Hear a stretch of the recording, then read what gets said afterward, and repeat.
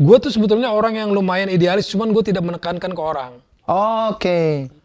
Dunia Dunia rekaman, rekaman. gue tahu what's going on gitu. Oke. Karena dasarnya gue pengen main musik yang nanti suatu saat akan jadi, dan itu akhirnya membuat gue maklum kenapa kebanyakan sound kita saat itu seperti itu. Spesifik yang dia tuh nggak bisa didapat kalau direct. Contoh nih misalnya ya. Gue masuk Garbage itu tahun 1989. Lu tahu speaker ditaruh di mana? Di bawah. Astaga. Pas putar gitu kan, lagu ikuti jadi gitu. Lah, yok, ini gitarnya bagus nih. Kenapa gue dapatkan sound yang kayak gitu era itu? Kok lu nyuruh gue nebak itu dulu? Bikin gue susah aja. Dewa or Slank?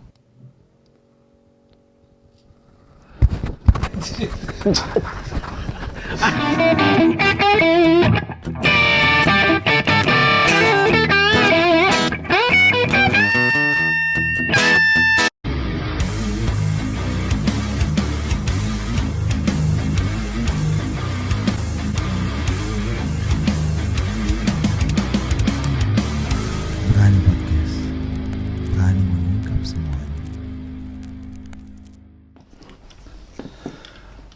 Halo guys, ketemu lagi bersama gue di sini Cakra Barani dan tentunya dalam acara Berani Podcast, berbincang dengan Cakra Barani, berani mengungkap fakta. Yeah. Oke guys, seperti biasa kali ini gue kedatangan bintang tamu, the living legend. My idol juga, dia adalah sang gitaris legenda. Please welcome Ed Sarani. Thank you men, udah diundang. Keren banget studio men. Asik nih studio. Wah, thank you Om. Wah, mimpi apa gue nih kedatangan Om Ed nih? Gimana men? Apa kabar men? Alhamdulillah. Harusnya gue yang nanya. Iya, sama-sama lah, sama-sama baik lah, alhamdulillah ya. Terus gimana Om Ed sekarang kesibukannya apa? Kesibukan tuh relatif bisa dikatakan nggak ada tapi ada. Ada tapi nggak ada. Kenapa gue bilang gitu ya? Karena memang kemarin-kemarin sempat kita pandemi ya. Sekarang sih udah mulai lagi bisa jalan, tapi masih terlalu slow gitu jalannya. Ya nggak ada sih, ya main gitar. Gitar tetap ya? Oke. Kirain lagi ini masak-masak atau mancing. Pengennya sih bisa ada sesuatu juga yang bisa gue kerjain ya. Oke. Nggak tahu juga nih mau ngerjain apaan ntar di luar dari main gitar. Oke. Terus Om Ed, ini apa kesibukan sama keluarga masih ini? Ya standar lah. Standar lah ya? Oke. Kalau masalah ini kesehatan gimana Om? Itu juga salah satu yang gue lagi dealing masalah kesehatan. Memang ya nggak bisa dibohongin men, faktor usia. Ya sekarang sih berusaha hidup sehat lah. Jadi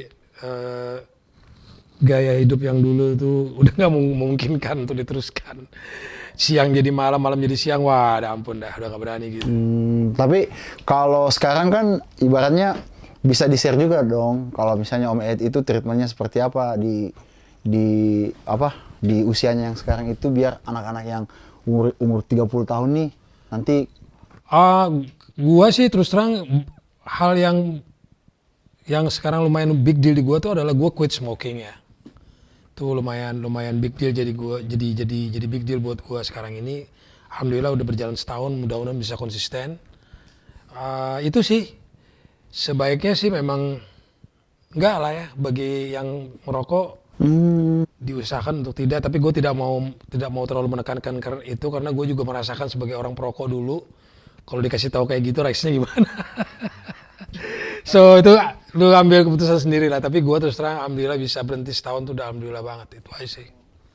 Wow, itu hebat loh. Maksudnya dari merokok tiba-tiba berhenti, tapi ada efeknya juga. Ada efeknya. Ya banyak lah psikis dan fisik ya. Secara psikis kita nggak biasanya iseng ngerokok gitu kan. Kalau sekarang jadi nggak ada yang dia lakuin gitu. Tapi memang akhirnya jadi bisa lebih fokus sih kalau gue Lebih bilang. fokus. Kalau sama sesuatu ya. Tapi efek sampingnya ada. Ada ke fisik ada jelas yang tadinya nggak muncul penyakit jadi malah muncul. Biasalah orang habit kan. Oke, iya sih. Iya maksudnya tubuh itu kayak menerima sesuatu yang baru mungkin. Nah gitu. Yang tadinya bisa tersuplai dengan nikotin jadi enggak gitu kan. Itu aja sih. Tapi kopi aman. Kopi pagi doang.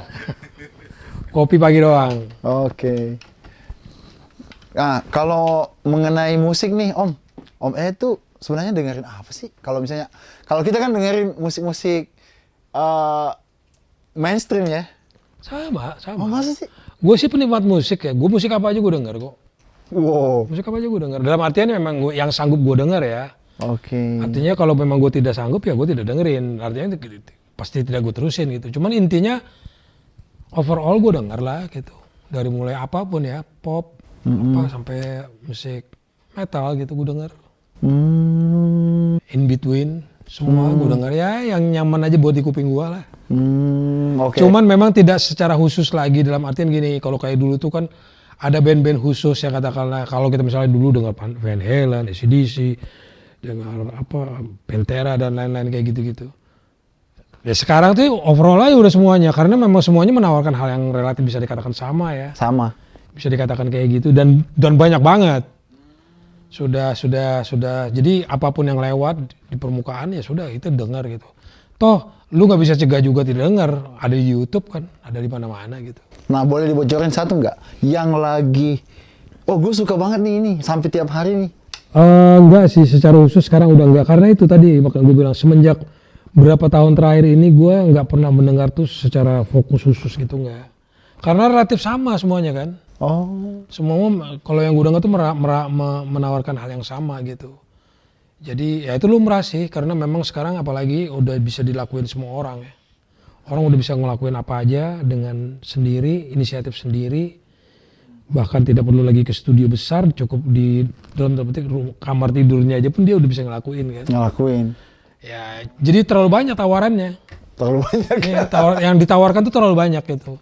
Kalau kita bicara audio, video, audio visual gitu. Sekarang ya kita sekarang hampir tiap kali ngeliat YouTube kan. Lihat tayangan-tayangan seperti itu. Aksesnya. Kan? Ya, artinya apapun ada di situ kan. Mulai dari urusan politik, urusan pribadi, ya kan, ada di situ. Ya, jadi sudah tidak lagi fokus ke satu hal gitu. Nah, kalau ngomongin masalah fokus, nah sekarang kan kita tuh terpolarisasi nih. Tuh. Misalnya kita dengerin lagunya Metallica nih. Nah, semua yang berhubungan Metallica akan muncul terus tuh. Nah, Om takut nggak yang namanya seperti itu? Enggak sih, cuman ngomong-ngomong Metallica keluarin lagu baru, single baru kan ya? Gimana menurut lu? Seru juga sih kalau gue dengarnya. Seru ya? Lumayan seru sih. Gue belum denger sih. Seru itu. Apa Lux Eterna ya judulnya. Seru juga. Kayaknya back to the old stuff gitu, standard tuning. Standar tuning ya? 440. Kayaknya sih seperti itu, lumayan tinggi tuh nadanya. Oh. Seru juga sih. Iya. Nah, gue bukan pendengar Metallica ya, cuman maksud gue surprise gitu. Set. Nah, kalau misalnya standar tuning nih, kan banyak tuh yang bereksperimen. Om salah satu orang yang suka bereksperimen nggak? Misalnya, kan kalau Metallica tuh ada tuh diarsipkan tuh albumnya ini dia pakai tuning 3 berapa, nggak 440. Nggak, kalau untuk hitungan itu nggak, tapi secara kunci aja. Jadi secara bukan berdasarkan hitungan itu. Jadi kayak misalnya gue waktu di Edane, khususnya di Edane, album pertama sampai album kedua itu half down. Half down ya? Setengah, turun setengah. Dari E jadi E flat. Terus album Borneo itu turun 1. Turun 1, berarti? Dan ada drop C. Drop C ya? Ada drop C, turun 1 dan ada yang drop C. Kemudian di album itu berlanjut juga sampai 92-99. Terus album 170 volt itu turun setengah secara umum. Tapi ada yang turun ke A.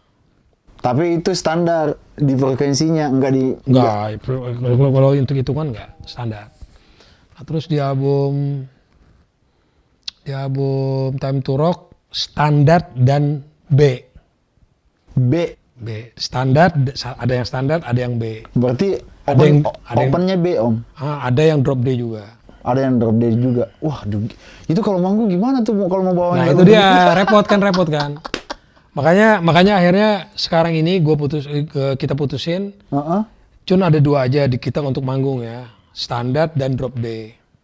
Wah, berarti tugasnya vokalis harus Ya lumayan, ya kebetulan vokalis kita yang sekarang itu bisa menjangkau itu. range-nya Bisa dia menjangkau. Jadi untuk yang sifatnya drop, misalnya yang tadinya di B, yang tadinya di drop C, itu akhirnya lari jadi drop D. jadi Om Ed nggak bawa gitar ya? Nggak bawa kita banyak. Iya sih. Benar. Dulu bawa gitar sampai 6 capek. Iya. Harus ganti senar segala macam baru. Satu ribet. lagu satu gitar. Tuh, itu capek banget kan.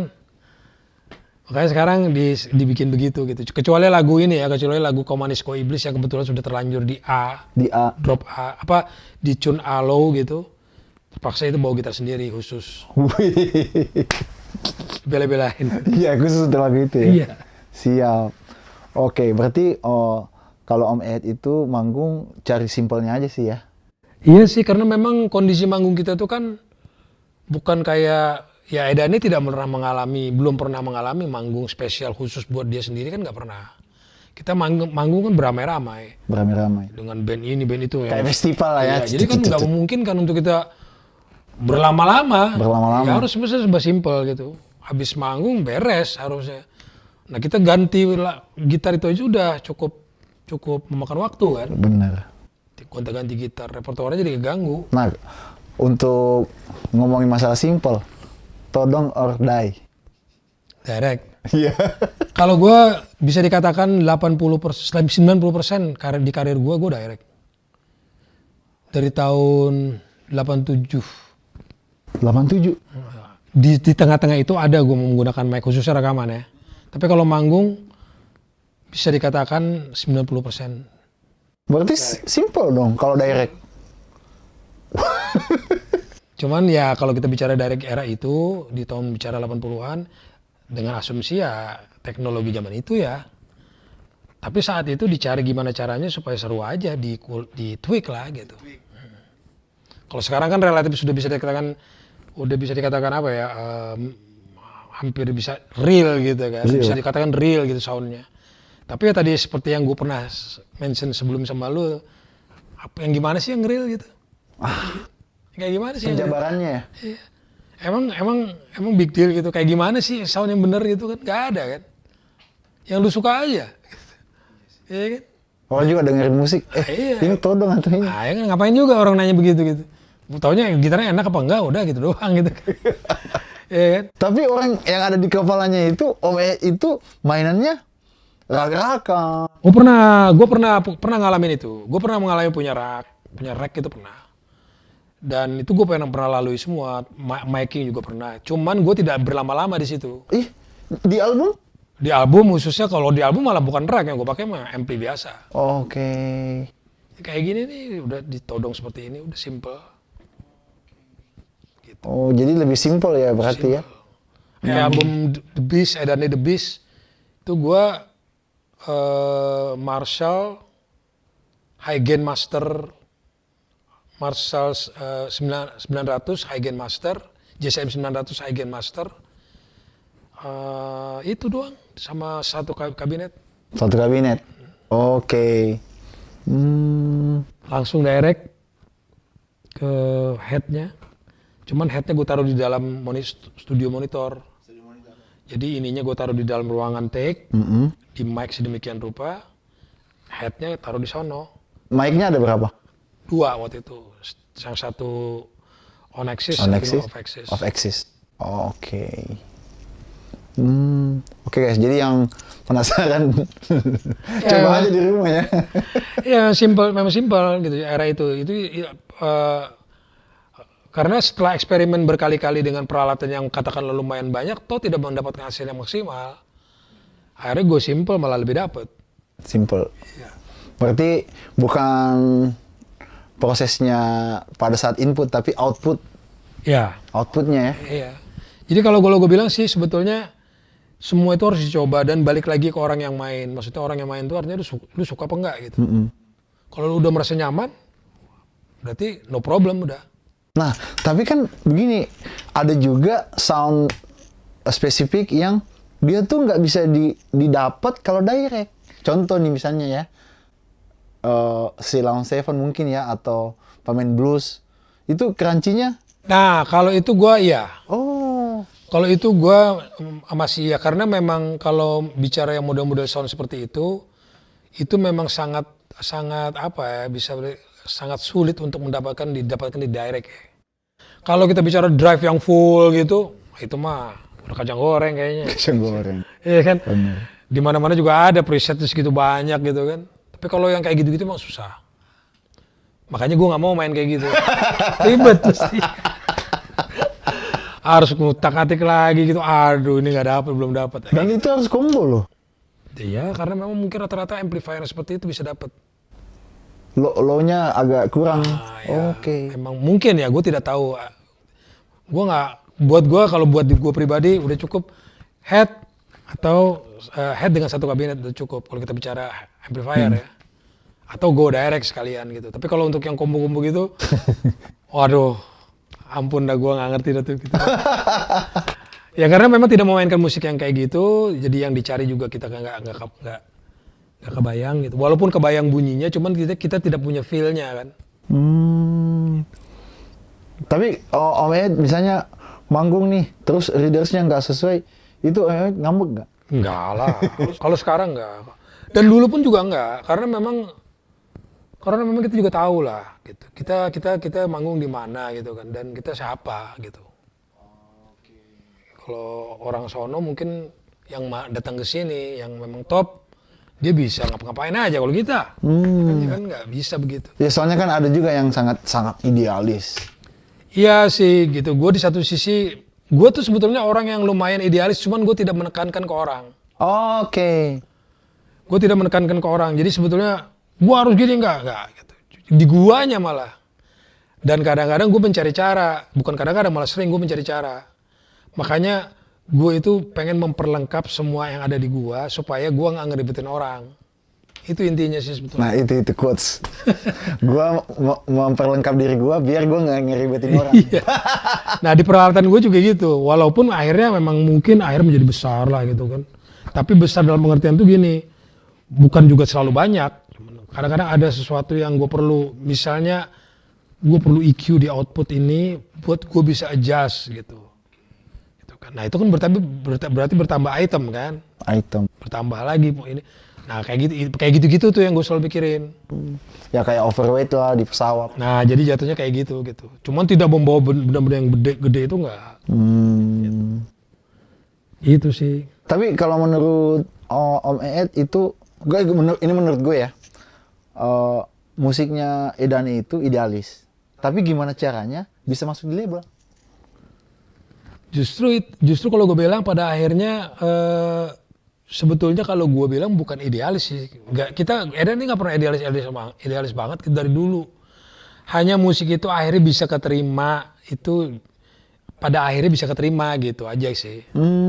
Dan beruntung aja waktu itu gue juga, karena mungkin waktu itu gue masih di God Bless kan. Oke. Jadi nama itu mungkin masih ada gitu saat itu. Jadi untuk penetrate ke label itu mungkin masih memungkinkan era itu gitu. Walaupun gue dengan membawa nama band. Tapi jangan salah, saat itu gue belum pernah merasakan namanya berjuang untuk menawarkan musik ke label ya, sampai di era Edane itu, sampai Edane 170 volt. 170 volt. Nah, Berarti di tahun situ. 2002. Nah, tahun 2000-an itu Edane, disitulah gue mulai menjajakan musiknya. Waktu itu bisa dikatakan bahasa simpelnya, waktu itu kita didam sama Aquarius. Aquarius tidak mau mengambil kita lagi untuk selanjutnya, dalam artian lu mau menawarkan ke tempat lain boleh, tapi kalau misalnya pun lu tidak nemuin tempat lain, lu balik lagi ke kita boleh, tapi kita kasih contoh lagu. Contoh lagu. Nah, kesempatan itu gue pakai, gue bikin sampel, gue sekalian nyari label lain yang akhirnya nyangkut di Sony. Nah, di era itulah gue menjajakan lagu Edane gitu loh. Sebelum-sebelumnya nggak masuk aja udah. Ada yang bawa gitu kan zaman itu. Almarhum Jimmy Dotto, produser kita saat itu juga masuk ke Aquarius langsung masuk aja. Langsung gitu. masuk aja, ada privilege ya. Nggak, jadi nggak ada yang istilah berusaha untuk masukin atau nggak ada. Tapi waktu masukin itu demo. Zaman itu malah nggak. Oh, udah master. Langsung aja masuk, sign kontrak, bikin. Oh, jadi udah komplit ya, udah rekaman, mesti mastering. Enggak, malah makanya kita pakai studio banyak banget tuh jadwalnya. Nah di era 2000-an itulah yang gue bilang tadi gitu, harus bikin sampel. Oh, Kita kasih sampel ke Pak Ian gitu kan, dengerin satu-satu, dicari lagu yang pas buat direkord gitu. Itu zaman itu. Di situ gue ngerasain, oh kayak gini ternyata di label gitu kan. Kalau dulu sebelumnya enggak, malah kita yang nentuin lah, gue mau lagu ini lu bikin hits. gimana caranya dipromosiin? Iya, zaman itu gitu. Kebetulan sih waktu album The Beast waktu itu dengan itu kita dapat respons lumayan bagus ya. Di Aero waktu itu belum Aquarius gitu. Aero. Masih Om Eki ya?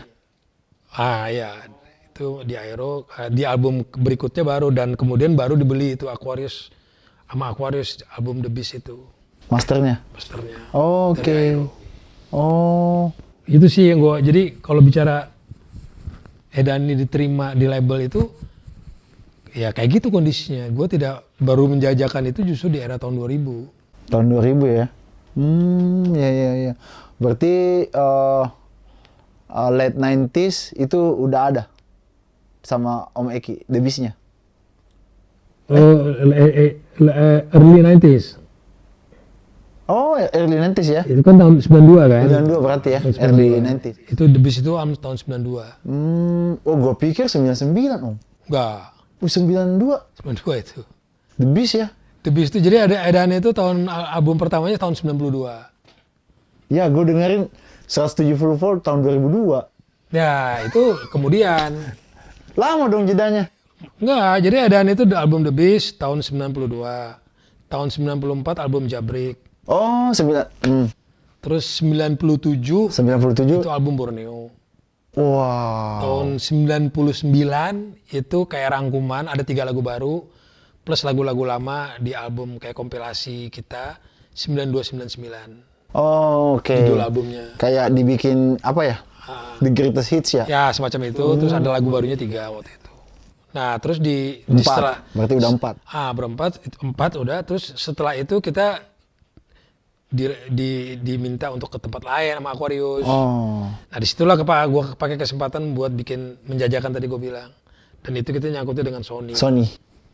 Nah dari Sony kita cuma dapat 2 album, 170 volt sama Time Time to to Rock. Rock. Kemudian tahun 2010 rilis dengan Lock, album Edan. Oh, logis, Reko. Ya, yang ada Living Dead. Iya. Self title ya?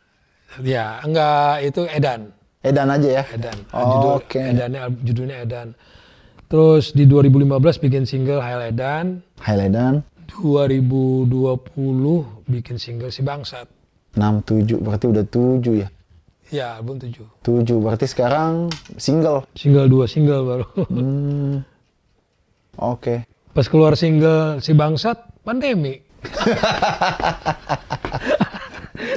Aduh, wah. Iya. Oh, jadi Si Bangsat ini sebenarnya cikal bakal album Edane the next-nya. Mudah-mudahan. Harusnya sih ya. Iya, mudah-mudahan. Iya. Udah Om, kalau mau bikin album di sini aja. Dah, emang rekaman di sini, Bos? Iya dong. Wah, sih. That's cool. Iya, di sini bisa take drum, bisa todong, pokoknya semua lah. Mantap ya. Bisa semua. Bisa bikin MIDI juga. Keren. Lu sewain juga? Iya Om, sewa juga di sini. Gua aja sewa. Kok bisa? Ya kan rekonya. Oh, Tapi gue sewain lagi buat anak band. siap. Nah, jadi Om Ed ini dulu di Gobles itu main sama Edane, tapi masih main sama God Bless. Ya jadi gini, waktu gue dengan God Bless itu, kegiatan God Bless itu semenjak gue masuk tuh kan tahun 89. Gue masuk God Bless itu tahun 1989. menggantikan Mas Ian Antono yang saat itu keluar. Nah kegiatannya itu kegiatan aktivitinya di God Bless itu dari tahun 89 tuh sampai 91-an lah kira-kira. 91. Nah setelah 91 itu relatif bisa dikatakan vakum. Oh. Nah di era itu gue dapet tawaran untuk membuat solo albumnya, bukan Eki, membuat solo album. Solo album. Untuk penyanyi rock gitu. Penyanyi rock. Cuman waktu itu gue tidak terlalu bisa untuk melakukan itu gitu kan. Waduh, gue nggak sanggup kalau bikin album orang gitu nyanyi gitu, terus gue bikin musiknya gitu, nggak sanggup gue gitu kan. Terus dia bilang lagi produser gue yang akhirnya jadi produser Edane itu saat itu si Jimmy Doto almarhum. Atau gini kali, lu mau nyari yang seangkatan sama lu. Waktu itu gue ditawarin untuk menghandle penyanyi senior. Penyanyi senior. Gue tidak perlu sebut lah siapa gitu kan. Gue bilang emang siapa aja vokalis yang ada di situ sama lu, gue bilang gitu kan. Ya, dikasihlah daftar tuh, salah satunya tuh Eki Lamo. Gue bilang gue kalau sama dia mau nih, gue bilang. Gue pernah dengar soalnya suaranya dia di albumnya Eki Soekarno dan gue ngegitarin di situ. Enak menurut gue gitu kan. Tapi gue nggak mau kalau bikinin solo albumnya dia, gue nggak mau karena gue nggak bisa. Nggak bisa. Artinya gue mau ngerjain ini dengan dia sebagai vokalis kerjasama iya. Kerjasama iya. Tapi kalau bikinin musik buat dia gue nggak bisa. Oh gitu. Oke. Ya singkat ceritanya jadilah itu Edane proyek. Awalnya sih duet. Awalnya duet, cuman seiring berjalannya waktu akhirnya jadi band. Terus kemudian Om Fajar dan Om Iwan masuk itu? Itu memang dari awal udah gue rekrut. Oh udah ada. Sebagai adisionalnya. Tapi nge-recording juga, nge-tag juga? Tag juga. Memang udah jadi main juga. Cuman waktu itu mereka jadi masih adisional. Masih adisional. Oke. Dan itu masih di label Aero ya? Aero. Oke. Itu sih. Oke. Kalau ngomongin bionya Om Ed mah udah banyak ya. Ya itu salah satu ya, salah satu tadi bio dikit soal Edane. Ya begitu sih faktanya. Jadi memang gue memang tidak pernah bisa bikin ya. Gue bikin buat orang tuh nggak sanggup karena nggak berasa nggak pede aja gue. Lu bikin buat sendiri lain ceritanya gitu kan. Tapi waktu di God Bless kan Om Ed juga bikin. Kan gue main gitarnya, musiknya kan udah ada. Udah ada semua? Iya, gue tinggal ngisi gitar kan. Kalau start from the scratch, waduh. Oke. Main gitu kan. Dari nggak ada menjadi ada. Nah, itu main ribet tuh. Waduh, gila sih. Jadi dulu tuh, Om ya, gue tuh waktu di tongkrongan, kita suka ngomong nih, lu gitaris yang paling hebat di Indonesia. Nah, gue ada nih pilihan gue dari band lain, dari Amerika. Terus temen gue bilang, wah, gue Om Ed. Kenapa Om Ed? Tebal banget soundnya. Iya maksudnya, akhirnya kan waktu itu gue ngulik, siapa sih ini Om Ed? Oh ini, kau pikir kaulah segalanya. Jadi gue tahu lagunya, gitarisnya gue nggak tahu. Nah itu tuh, maksudnya Om Ed itu muncul tuh, maksudnya sebagai gitaris yang soundnya tebel banget gitu loh. Ya sebetulnya enggak juga sih, gini. Di era itu, kita bicara bukan di era 2000-an ya, kita bicara di era kayak yang tadi The Beast dan lain-lain itu. Gitu. Itu memang teknologi kan masih bisa dikatakan masih belum lah seperti sekarang udah pastinya. Gitu kan. Masih bicara all teknologi gitu. Nah referensi pun bisa dikatakan minim gitu, hampir semua orang. Dan gue sih tidak merasa bisa atau apa, berusaha ngulik semaksimal mungkin aja untuk bisa ngedapetin bunyi yang menurut kuping gue pas gitu. Jadi tidak ada yang khusus, walaupun gue pernah belajar sound engineering. Gue pernah belajar sound engineering di Chillicothe, Ohio, di recording workshop. Cuman bukan itu yang menyebabkan gue juga, maksudnya sampai enggak gitu, bukan juga gitu. Karena tujuan gue belajar itu saat itu hanya buat mengetahui situasi recording itu seperti apa. Apa-apa yang jadi bisa gue, karena gue merasa suatu saat nanti gue terlibat di dunia Dunia rekaman, rekaman. gue tahu what's going on gitu. Oh, Karena dasarnya gue pengen main musik yang nanti suatu saat akan rekaman anyway gitu kan. Nah, gue perlu tahu itu aja gitu. Tapi memang gimana caranya gue bisa waktu itu mentransfer apa yang ada di kepala gue ini ke rekan kerja dalam hal ini sebagai si engineer gitu, untuk bisa mendapatkan itu semua dengan kondisi yang ada saat itu. oh, oke. Jadi bukan berarti wah istimewa karena pinter, enggak, maksimalin aja gitu. Ini contoh basic, ini mungkin waktu zaman itu, waktu album The Beast itu kita masih mencetak kaset kan. Kaset pita. Nah, waktu itu tempat pembuatan penggandaan kaset itu adanya di daerah mana itu, daerah yang utara lah pastinya gitu kan. Di situ banyak hal-hal lucu yang gue hadapin gitu, yang menurut gue nggak masuk akal, dan itu akhirnya membuat gue maklum kenapa kebanyakan sound kita saat itu seperti itu. Seperti apa? Sama semua atau gimana? Tidak seperti yang harusnya, yang idealnya gitu. Oh. Ya tapi gue tidak mau cerita terlalu panjang ya, kalau maupun bisa diedit nih. Ini kan gampang kalau dipendekin. Gue datang ke satu tempat di mana saat di situ, di mana dia mau menghandle album Edani The Beast ini untuk dijadikan kaset. Waktu itu gue saat ke tempat itu, seperangkat alat. Lu tahu speaker ditaruh di mana? Di bawah. Astaga. Ya gue tidak tahu alasannya kenapa dia taruh di bawah, dan gue juga tidak bertanya. Nggak enak juga gue bertanya, ngapain gue taruh di bawah sementara lu di atas sini, ya kan? Cuman itu hal yang lucu gue hadapin aja. Lucu juga nih orang yang maksud gue ya. Diputar sama dia, di EQ sedemikian rupa, ya kan? Dan gue diam aja gitu, karena gue juga tidak tahu. Speaker di bawah, dia berdasarkan monitor yang speaker di bawah itu. Oke, singkat sudah jadi itu dimasukinlah ke apa istilahnya pancake ya, untuk pita besar, pita kecil tapi yang masih banyak jumlahnya tuh, untuk dicetak nanti jadiin kaset. Oh, oke. Dimasukin ke situ, tapi sampel dulu kan yang keluar kan. Duplicating ya? Sampel dulu yang keluar. Keluarlah sampel. Dengarnya di mana lagi ya? Kita di situ kan dengarnya. Di situ mah dengan speaker yang di bawah, asik men. Asik. Bentar, speakernya di bawah menghadap ke sono atau menghadap ke atas? Enggak, ke bawah aja. Ke bawah. Jadi menghadap ke kaki dong? Iya. Itu lucu tuh. Dan gue mendengar itu, wah seru juga sih di bawah gitu. Gue tidak lagi mempermasalahkan di bawahnya. Cuman seru juga gue dengarnya, asik juga nih gitu. Udah kan? Pulanglah kita. Bawa sampel dulu gitu. Untuk dikasih ke produsernya nih, Mas Jody. Dengerin di mobil. Hancur men. Hancur. Pecah bunyinya. Masa sih? Pecah lah.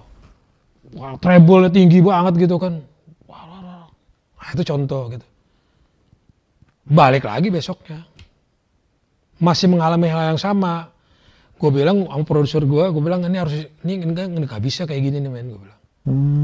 Akhirnya di sana didapatin lagi di tempat lainnya, tapi di situ juga sedikit masih mending. Speakernya sekarang di atas. Di atas. Nah tapi itu pun hasilnya masih belum. Akhirnya kita ajak engineer kita waktu itu Denny Lisapali yang dari Musika untuk menghandle ini gitu kan. Nah pada saat dia mendengar monitor untuk waktu di duplicating sample itu, dia berasa ini kegedean ini gainnya untuk pitanya ini. Oh. Diturunin levelnya. Enggak ada ininya, headroomnya.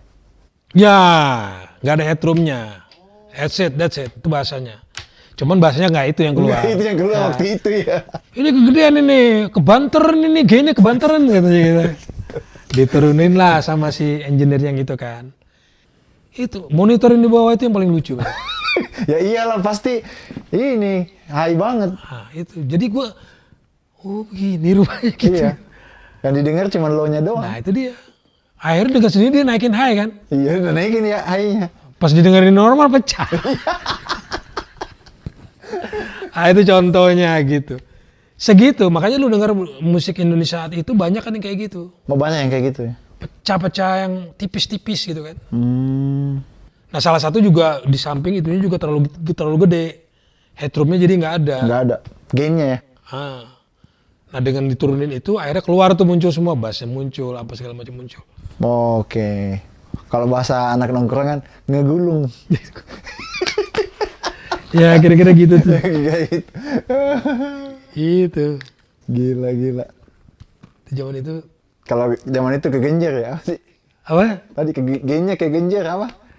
Kebanteran. Kebanteran. Dia orang Ambon yang lama di Surabaya. Oke. Jadi bahasanya gitu tuh. Woi Ki, ini kebanteran nih Ki. dia dengerin monitor itu. Pas diturunin, dijadiin sampel itu, kita putar di situ di tempat itu bagus, di mobil pas. Datanglah kita ke tempat Jody, Astion Jody Saya jadi. di Kemanggisan. Aero, bosnya Aero kan. Waktu itu lagi berkumpul tuh. Iya. Berkumpul ini Mas Jody dan beberapa orang-orang yang mungkin ada proyek suami atau apa gitu. Proyek itu lagi pada ngumpul banyak itu. Kita datang sore-sore menjelang maghrib gitu kan. Pas dia lihat, ayo masuk. Ada Bang Iwan Fals juga? Ada, kayaknya waktu itu nggak ada. Oh nggak ada. Masuk. Nah itu ada tape gede tuh. Wah. Tape gede buat muter. Diputerin sama dia situ kan. Ada Mas Yoki. Mas Yoki Almarhum. Pas putar gitu kan, lagu ikuti jadi gitu. Lah, Yok, ini gitarnya bagus nih. gue langsung diam aja gitu kan. Dia ngomong ke Yoki gitu, Mas Yoki gitu kan. Terus ada samping gue nih, mastering Australia Mas ya. Enggak, Tangerang ini. Gila sih. Waktu itu momennya, waduh. Gila. Nah, jadi era itu segitunya gitu. Maksudnya karena memang ya gue tidak mengatakan banyak yang sudah hebat gitu. Cuman terbentur sama kondisi itu tadi. Kadang ya orangnya, SDM-nya, terus peralatannya juga gitu kan. Iya ya. Nah, itu yang gua coba bisa terobos di era itu. Oh, itu. Jadi kendala-kendala seperti itu gue coba terobos di era itu gitu. Baik itu di rekamannya maupun itu di post productionnya. Oke, karena waktu itu standarnya itu. Iya gitu. Oke. Nah kalau sekarang kan udah canggih semua sound. Canggih semua. Sekarang sound tuh udah canggih semua dan lu bingung nyari yang paling canggih yang mana. Yang paling oke yang mana? Oh, bagus semua. Iya benar. Ya kan? Bagus semua sound itu. Gitar udah segitu tebal, segitu low, drum segitu tampil present gitu kan. Big gitu. Dipoles di apa, udah bingung gitu. Terus diputar di handphone. Iya, itu sayangnya begitu. Iya, sayangnya begitu. Sayangnya Ya. begitu. Cuman maksud gue secara umum kalau kita dengar di audio udah oke banget. Udah oke. Dan akhirnya lu bingung, yang mana yang paling bagus? Semuanya udah nawarin bagus. Gitu. Itu sih, men. Iya sih. Kalau dulu musik-musik rock itu Om ya, gue tuh ngedengerinnya tuh low-nya nge-tight ya. Nge-tight, terus kick juga. Sekarang tuh musik yang modern itu gue dengernya low-nya tebal banget. Itu sih yang membedakan. Iya sih, tapi gini, selalu berbalik sih. Maksudnya selalu berulang. Sekarang ini kan kita sudah ditawarkan segitu banyak pilihan. Yang kalau kita bicara standar udah pastinya gitu. Tapi yang tune-nya low, yang sampai akhirnya low, yang sudah terlalu banyak pilihannya, yang akhirnya semua jadi sama. Oh, maksudnya Om Ed ini circle. Ya itu wajar gitu. Itu Keputar lagi nih. masih berputar lagi. Nah sekarang orang mencoba lagi balik ke normal, standar. Oke. Gitu kan. Soalnya ada juga band sekarang Om, dia minta justru yang butut. Bisa jadi. Gue pengen ya suara snare-nya nggak ada high-nya. Iya. Sebetulnya hal itu sudah dimulai sebetulnya ya. Walaupun tidak secara langsung dikatakan gitu. Gue bisa katakan gitu. Kalau gue di era 80-an, 90-an, itu sebetulnya drum yang big dan lain-lain itu udah terjadi. Iya. Dengan teknologi saat itu. Cuma jangan salah, kalau lu denger band seperti Slipknot, lu denger drumnya. Itu nggak kayak band, nggak kayak big drum, men. Oh. Pletok. Udah di era itu. Cempreng. Gitu. Iyalah. Cenderung cempreng. Udah di era itu. Nah, cuman memang itu belum memberikan ini mungkin ya, belum memberikan trigger ke musik yang sekarang. Nah, gue merasakan itu yang sekarang ini semua sudah ada. Dari yang butut sampai yang bagus gitu. Oke. Nah, jadi intinya sudah terlalu banyak yang ditawarkan. Kadang kita juga susah mau ngunyahnya yang mana. Oh. Nah, itu resiko kemajuan teknologi. Oh, berarti terlalu ini ya, banyak distraksi ya? Iya, tergantung sih bagaimana lu ngelihatnya. Gue tidak pesimistis enggak, cuman maksud gue itu fakta aja. Fakta bahwa terlalu banyak yang ditawarkan sudah gitu. Dari model musik yang seperti apa, tune yang sudah segitu banyak. Lu menyanyi growl, semua nyanyi growl. Iya kan? Kalau dulu jadi istimewa, tapi sekarang udah nyanyi growl semua.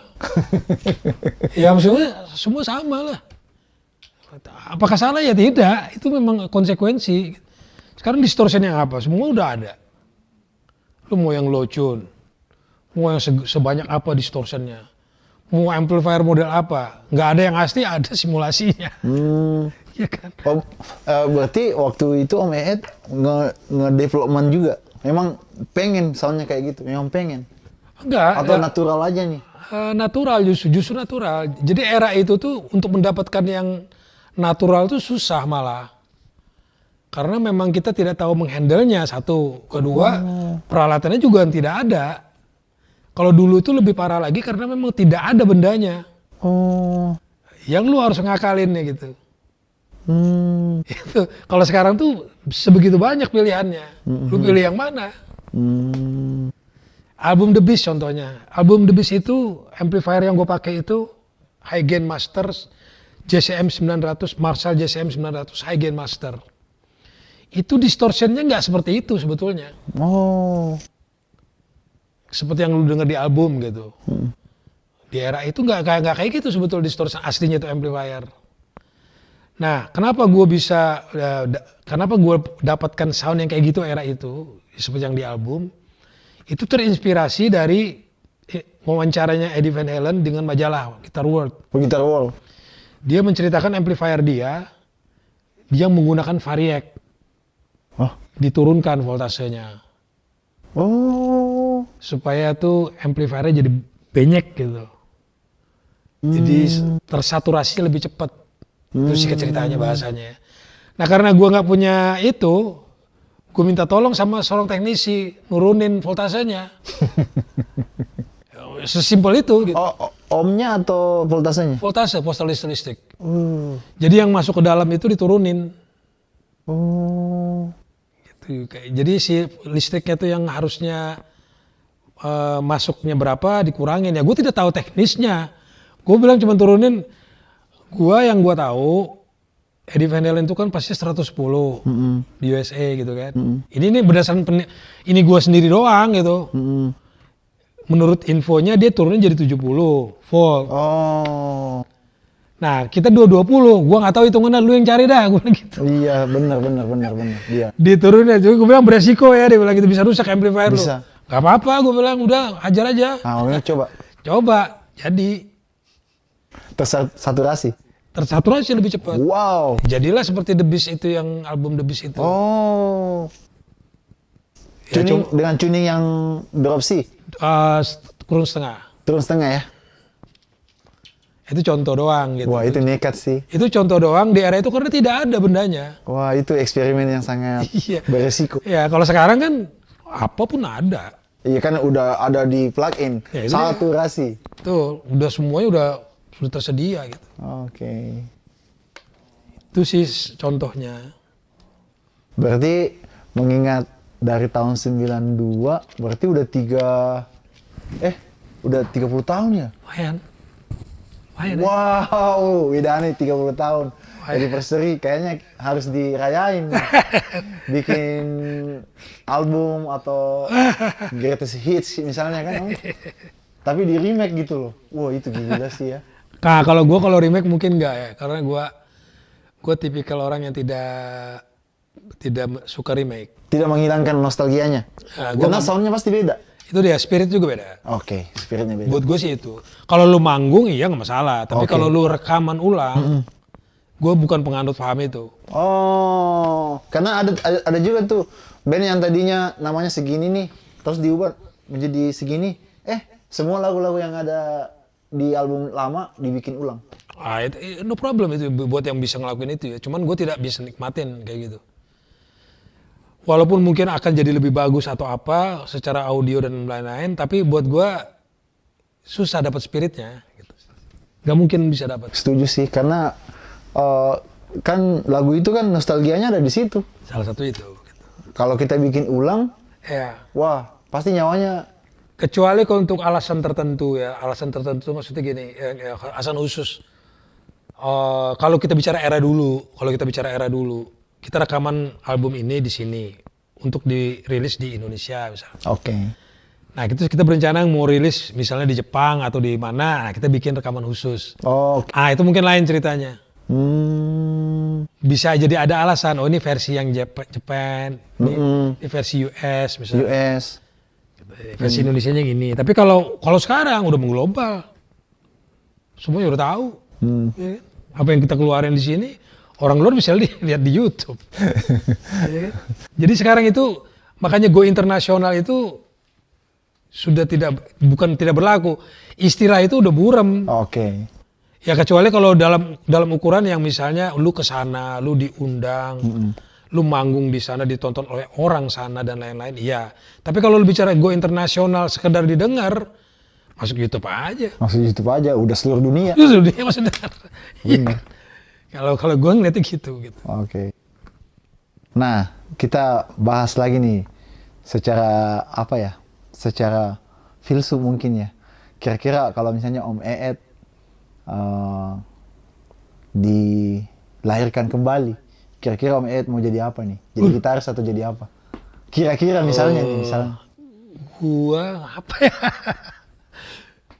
Jadi pengusaha sukses dan main gitar. Woi. Pengusaha sukses, tapi kan kalau Om Eet jadi pengusaha nanti Om Eet nggak bisa jago main gitarnya karena fokus cari duit. Ya enggak, itu sih bukan bayangan. Oh, bayangan aja ya? Iya. Kan kejahatannya enggak gitu. Nggak mau Kan lu jadi bilang kalau seandainya mau dilahirkan lagi, pengen jadi pengusaha lah, biar beli gitar banyak ya kan. Iya kan, amplifier banyak, gitar banyak, sukses. Oke. Dunia akhirat. Tapi nggak punya idane, nggak punya predikat legend. Enggak sih, kalau kayak gitu sih enggak kepikiran. Nggak kepikiran ya? Gue tuh orangnya bukannya sok-sok apa, emang nggak pernah mikirin. Emang nggak pernah mikirin gitu masalah. Maksudnya ya natural aja lah. Terus aja, gitu. Nggak terlalu predikat, enggak lah. Gitu. Berarti waktu Om Eet terjun sebagai terjun untuk memilih jalan hidup, gue di sini. Ya, karena kan intervensi atau apa? Karena kan memang era itu tuh, ya gue merasa simpel aja. Gue nggak bisa berbuat banyak di luar dari main musik. Gue bisa cuma main musik. So saat itu menurut gue cukup lumayan menjanjikan. Ya akhirnya gue pikir, why not? Gitu. Biasanya kan begini. Wah, nyokap gue musisi, udah banyak gitar yang diwariskan ke gue. Jadi ya udahlah gue main gitar. Om Eet memang begitu. Enggak justru ya? Enggak, main aja kan. Gue pikir bisa main musik aja lah, main musik daripada yang lain. Nggak yakin gitu. Nggak yakin, oke. Berarti semuanya ini ya, semuanya terjadi begitu saja. Iya. Asik. Terjadi begitu saja. Sesuai apa istilahnya? Flow. Let it flow aja. Let it flow aja.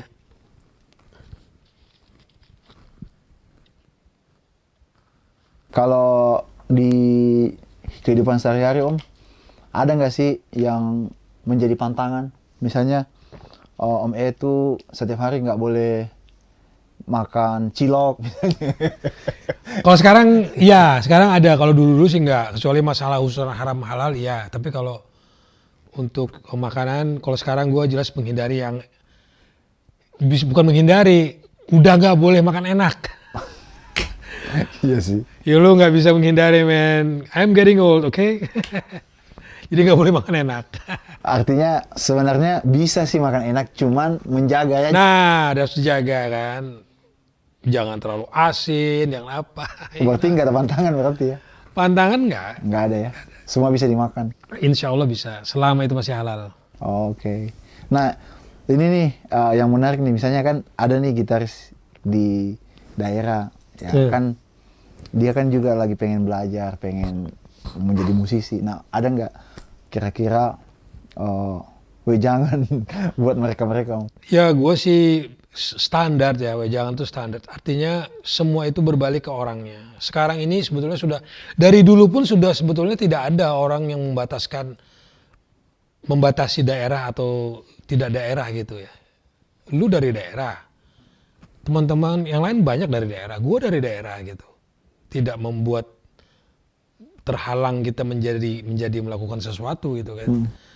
Nah cuman memang kalau gue lebih tepat mengatakan mungkin sebagai pemula, orang yang mau memulai gitu main gitar. Intinya adalah itu konsistensi lu nya. Balik lagi ke situ, bukan siapa-siapa gitu. Yang menjadikan jadi itu lu nya. Ya lu bagaimana konsistensinya lu di situ, terus untuk melakukan secara konsisten gitu. Teman-teman anak kecil sekarang udah jadi mulai gede, si Abim gitu kan. Kita sama-sama tahu kan. Iya. Dari daerah, bagus banget mainnya. Bagus banget main. Nah, yang gue maksud itu tuh balik ke orangnya gitu. Balik ke orangnya gitu. Sekarang ini sebetulnya semua udah terbuka, men. Semua udah bisa dilakuin kayak tadi gue bilang. Udah nggak ada hal lagi yang misteri sebetulnya. Cuman memang tetap ada, yaitu proses untuk menjadi bagus tuh tetap ada. Cuman siapapun relatif bisa melakukannya. Kalau dulu kan sedikit. Kalau sekarang kan orang udah ngelihat apapun, ya akhirnya seleksi secara alami. Yang memang dia di situ passionnya berarti dia yang ini gitu. Yang enggak ya nggak ke situ. Karena memang sekarang yang disuguhkan dan yang ditonton dan yang dipedulikan orang tuh udah mulai banyak juga. Udah beragam, jadi udah nggak fokus lagi kayak dulu. Makanya gue tadi ngeliat poster-poster lu di bawah tuh. Men, gue inget zaman gue dulu. Walaupun itu tidak salah yang belum melakukan itu. Cuman orang sudah tidak melakukan itu. Iya, benar. Anak-anak muda dalam artian tuh di kamarnya udah tidak melakukan itu. Nggak ada lagi. Karena itu terlalu sibuk. Iya sih. Dan itu wajar. Oh. Kalau kita memang dulu sempet ngelakuin kayak gitu. Mengagumi, mendengar musik berbareng-bareng dengan teman. Kalau sekarang mau pakai headset, Bang, denger. Yang satu denger apa, yang satu denger apa. Iya kan? Iya benar. Yang satu sibuk dengan sosmed dia gitu. Dengan terlalu banyaknya jenis-jenis musik dan musician, gimana caranya si musisi yang tadi ini bisa nih muncul di antara beragam? Bisa, kalau muncul tuh pasti bisa. Bisa. Pasti bisa tetap. Hanya memang mungkin nggak seperti musisi zaman dulu. Bukan musisi zaman dulu lebih hebat, bukan. Karena memang kondisinya tidak memungkinkan lu stay bisa lama. Kalau sekarang lu nggak bicara tahun, sekarang lu itu bicara bulan, minggu. Iya benar. Langsung viral gitu. Ya. Kalau dulu kan lu bicara bertahun-tahun. Dan itu imbasnya bisa dirasain sampai sekarang. Walaupun tidak segemerlap dulu. Oh, oke. Ya kan, nama-nama itu masih berbekas, masih ada. Ya kayak gue ini gue sih dengan kerendahan hati mengatakan, ya ini sisa masa lalu. Nama itu kan sisa masa lalu gitu. Ya sebentar lagi juga sudah akan menghilang, gone secara alami. Nah untuk orang dapat mendapatkan predikat seperti itu sekarang agak sulit. Karena waktunya nggak lama. Karena yang melakukan bisa banyak orang. Ganti ini cepet gitu. Itu sih. Oke. Artinya cepet naik, cepet juga. Iya, karena memang kondisinya begitu riuh kan. Kalau kita bicara musik ya. Tapi bukan berarti orang itu bisa muncul dan sustain. Bisa, akan ada terus namanya. Cuman kayak gue bilang tidak seperti zamannya musisi lama. Karena memang era itu udah nggak ada. Masalahnya cuma itu doang, era itu udah nggak ada. Orang sudah tidak seperti itu caranya menikmati. Mengapresiasinya pun tidak seperti itu lagi. Kalau dulu itu kan masih bisa terasa karena memang tidak ada kerjaan lain kecuali yang itu. Nggak sibuk. Nggak sibuk, kalau sekarang kan orang sibuk semua. Nggak punya waktu dia buat itulah. Sibuk main TikTok. Ya, macam-macam. Om Ed main TikTok nggak? Ada TikTok, cuman gue belum berani post. Buat kalian, Ada. jangan lupa follow. Ah. belum ngapa-ngapain, gue belum tahu mesti ngapain nih gue di TikTok. Nama Sama masih Ed Sheeran nih. Sarani kan? Jangan lupa ya Sarani di TikTok. Lu follow gue dong, gue follow baik lo. Ada lo? Ada dong. Ah, ya, lu follow gue, ntar follow gue balik. Follow balik dah. Gue sangat senang juga karena Om Ed ini nggak sombong. Dia mau nge-follow gue di IG. Gila sih. Sampai 2 lo akunnya. Om Ed-nya. Enggak, satu doang. Enggak, yang akun yang lama. Oh, di-hack. Iya di-hack kan? Iya, di-hack. Oh, ganti lagi. Iya, baru ini sekarang. Oke guys, jadi di sesi kali ini gue akan nge-challenge Om Ed dengan pop quiz. Jadi Om Ed cuma jawab satu kata. Tough. Ya, satu kata Tough doang. nih. Nah, kapan lagi nih ngerjain legend? 0,11 atau 0,10? 010. Eddie or Dimebag? Edward. Kok lu nyuruh gue nebak itu dulu? Bikin gue susah aja. Enggak. Itu challenge-nya tuh, challenge-nya. Challenge Kerjaan banget. gue ya. Next ya. Yuk. SG or BC Rich? SG lah. SG lah. SG ya. Kayak gitu. Very cool. Gue melayang SG gue, men. Hah? Long story. Ya udah. Ya gue coba pegang-pegangnya. Oh my god. Nanti Om Ed mainin ya. Cakep. Gak apa-apa mainin aja nanti. Jangan. Ngerif aja. Jangan. 0,11. Terus? Apa lagi ya? Sekarang botak or gondrong? Gondrong kalau bisa.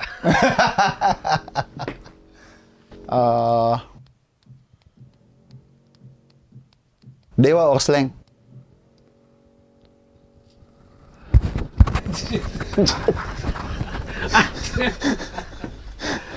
Dewa or Slank?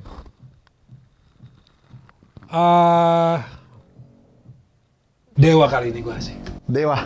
Oke. Nah ini yang terakhir nih.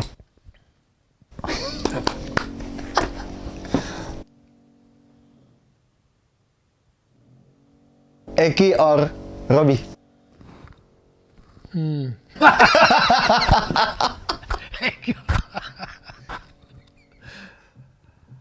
Dengan segala hormat, terpaksa gue bahas kata-kata ini.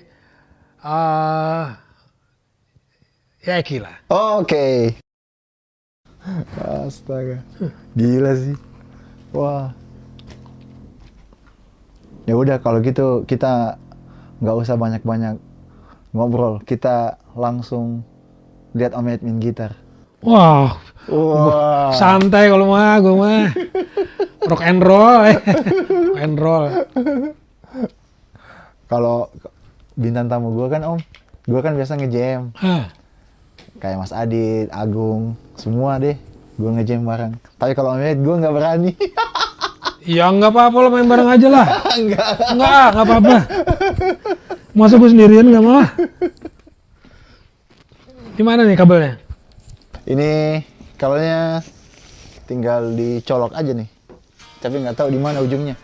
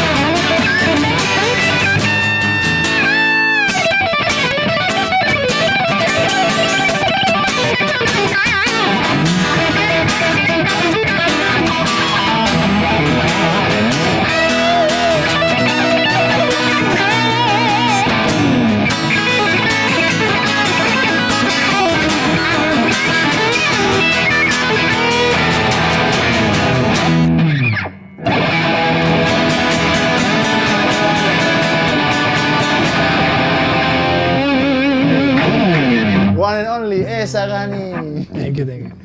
Thank you Om, thank you. Cakra. Cakra Barani. Pas banget nih, putus. Dah. Aduh, thank you Om Ed. Thank you, sama-sama.